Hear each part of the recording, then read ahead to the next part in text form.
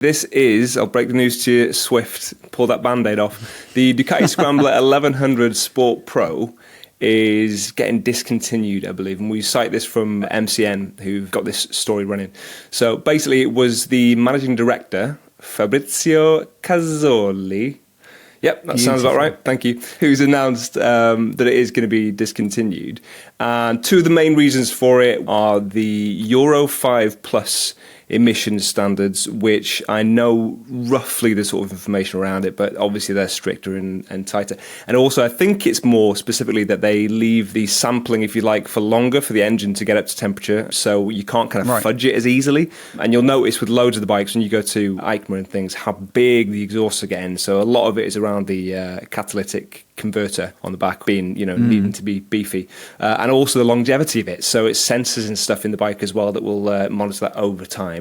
But that's one of the reasons. And the other one, sadly, and we mention this a lot, is that even though we love it, and I think it's my favourite over the 800 or 803, it doesn't sell in the same sorts of numbers. For whatever reason, it doesn't hit the market the same, and obviously they're not going to continue with a bike that doesn't sell as well as their other versions. But yeah, I think, what do you feel about that one? I'm assuming quite sad. Were you a big fan of the 1100? Yeah, I think it stems back to when I was at Ducati UK doing like a media day, and I wanted to make a video of how the 800 compares to the 1100, but I'd never really ridden the 1100, so it was really like a proper first impressions and quite a raw, like, how does it compare, which I think is quite good to film something like that, because it was genuinely like my reaction as to, how different it was. And it just really surprised me, because all of the talk about the 1100 is that it's heavier, but not much in the way of like performance benefit, and people like the agility of the Ducati Scrambler and how easy it is to get on with. But I don't know, I really, really liked it just because it felt more substantial. The engine felt a bit torquier. The exhaust note was beefier. You got the twin discs up front, so braking was a little bit better as well.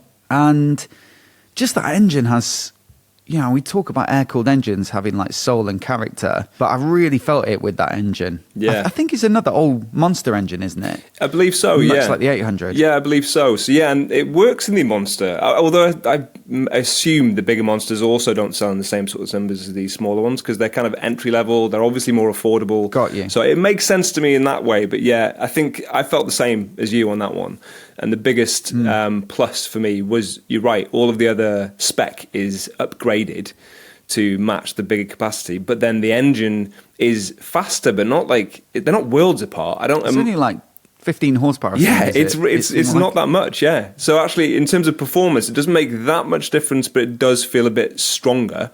The bike isn't that much heavier, but you get better brakes as a result of it. So I preferred it for that reason as well, because it's got all of the same character, but it's a bit meatier. But then I had an 800, so, money where your mouth is. I didn't buy it either, so I understand maybe it just doesn't sell. That's it, mate. Yeah. And am I going to go and buy one? Probably not. There's loads of bikes I'd like to own. Yeah. But I would say, the bikes that have been pulled from the market recently, like the Triumph Thruxton, that's in its final edition this year. It does make you think, I'd love to have one. Yeah.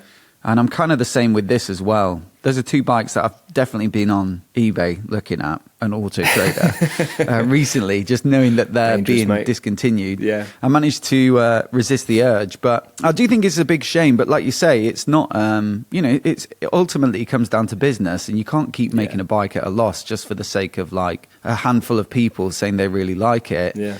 But what I will say is that if anyone thinks it might be, something that they'd enjoy, but they just haven't got round to demoing one yet, or, they just fancy one day but haven't quite sampled it. Now's the time, because I think it's kind of underrated. And I've seen so many reviews where people are like, it's not quite as good as the 800 because it's just more cumbersome. And I think it's missing the point. It's not necessarily about being as agile as the 800. In some ways, the extra heft of it and substantialness is kind of what I liked about it. Yeah. And it's not doing the same thing. It's doing something a little bit different. And so, thoroughly a sad day for me.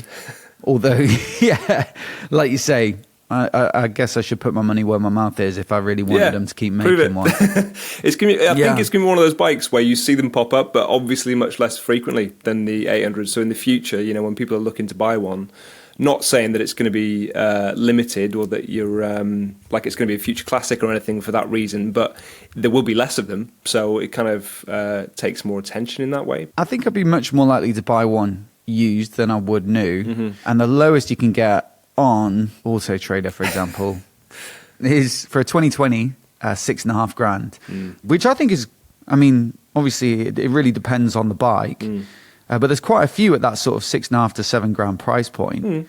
It's pretty good. I mean, that's not 10 bad. bikes there. For Ducati as well, that's pretty good because they tend to hold value reasonably well. But yeah, I think the 800s are usually around 4 to 5. So there's one here that's got 1,720 miles on it, but it's a 2018.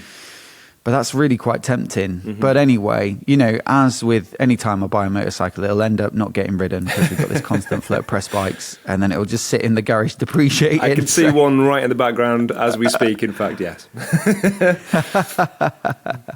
Yeah, but sad times. And it's funny because that story flew under the radar a little bit because I think the main announcement there was the two 800 prototypes, the Scramblery one that looked a bit desert sleddy, and also the Cafe Racer one. Yeah. And that was what they were really pushing. Yes. So it was only for a bit of delving, I suppose, that MCN got this out of them. And we didn't go on the Friday night where you could do the interviews with the Ducati team. So, yeah, it did fly under the radar a little bit that they're discontinuing it. But also, like, manufacturers never really want to say, you know, make a big song and dance Interestingly, of a bike being discontinued. No, of course. Effectively, that's a failure, isn't it? Yeah, and you don't want to be, if you're there announcing two bikes or possibly announcing two bikes, you don't also then, you know, that's the focus and that should be the focus. But there isn't an article about desert sleds, so maybe I'll keep my fingers crossed that they're keeping quiet on that one because they've got one in the works or something. But maybe that'll be an exciting introduction or addition to the lineup. Totally, yeah. You got to think that they'll be bringing back a desert sled at some point. But yeah, it doesn't seem like anytime soon. No, I know. It's still kind of a modest, small lineup, but yeah, it's about to get even smaller.